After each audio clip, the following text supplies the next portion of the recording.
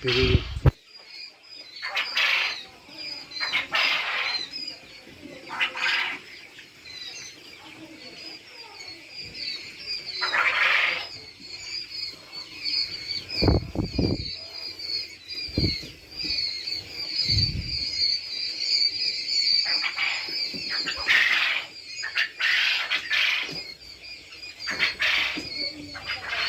বাচ্চারা পাইতেছে না কেন? একটা বাচ্চা আছে যেটা হাঁটতে পারে না।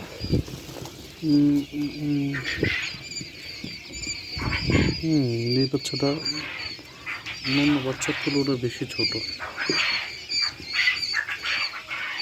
আর পিছন দিয়া তো তৃতীয় বিশ্বযুদ্ধ চলতেছে।